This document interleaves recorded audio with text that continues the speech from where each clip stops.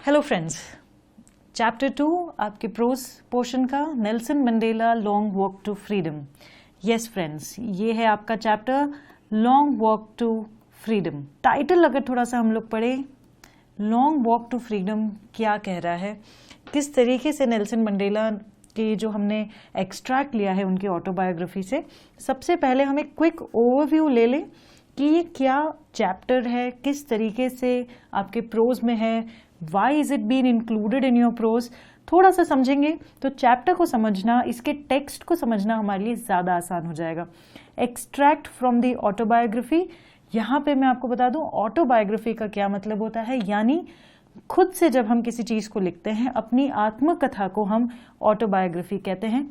और यदि if anyone, यानी कोई और अगर हमारी बायोग्राफी लिखता है, यानी हमारे ऊपर कोई स्टोरी लिखता है, उसे हम कहते हैं बायोग्राफी। तो ये फ़र्क है ऑटोबायोग्राफी में और बायोग्राफी में। ये नेल्सन मंडेला इन्होंने खुद लिखी है, इसीलिए इसका नाम है ऑटोबायोग्राफी। उनकी एक किताब है लॉन्ग वॉक टू फ्रीडम, बहुत ही फेमस किताब है नेल्सन मंडेला जी की, लॉन्ग वॉक टू फ्रीडम। उस किताब का ये एक एक्सट्रैक्ट है। ये क्यों इंक्लूड किया गया है आपके प्रोज में, why is this been included in your prose, ताकि आप फ्रीडम के इम्पोर्टेंस को समझें, फ्रीडम किस तरीके से ली गई है, नेल्सन मंडेला जी के क्या व्यूज थे, इसको हम थोड़ा सा देखें यहाँ पे। और बहुत सारे आइडियाज, एक इक्वालिटी के ऊपर एक बहुत स्ट्रॉन्ग प्लेटफॉर्म यहाँ क्रिएट हो रहा है। उसी प्लेटफॉर्म जनरेशन के लिए ये एक्सट्रैक्ट हम पढ़ने जा रहे हैं।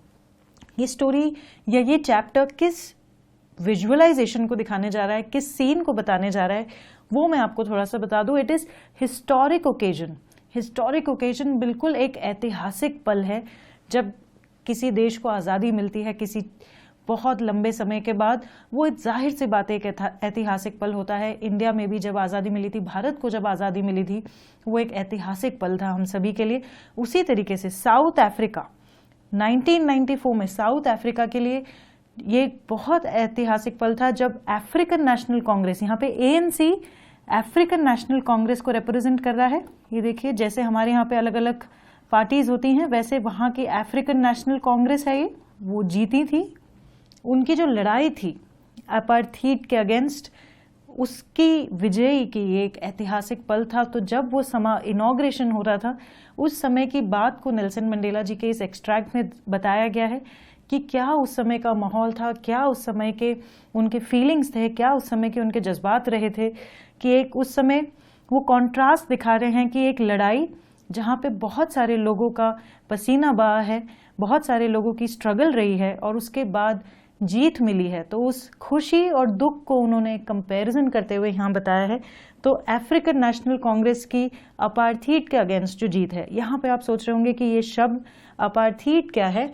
ये मैं आपको बता दूं, दिस इज अ डिस्क्रिमिनेशन। जब भेदभाव किया जाता है, रंग भेद जिसको हम कहते हैं, उसे हम अपार्थीड कहते हैं। यानी जब व्हाइट और ब्लैक के बीच जो डिफरेंस होता है, the difference between the white and the black is, और जब व्हाइट को प्रायोरिटी मिलती है उस सिस्टम को। और अफ्रीका में बहुत समय तक ये हालात बने रहे। 30 साल तक नेल्सन मंडेला प्रिजन में रहे, सलाखों के पीछे रहे, इतनी ज़्यादा उनकी स्ट्रगल रही है। 30 सालों के बाद जाकर उनको जीत मिली थी, and he became the first black president of south Africa.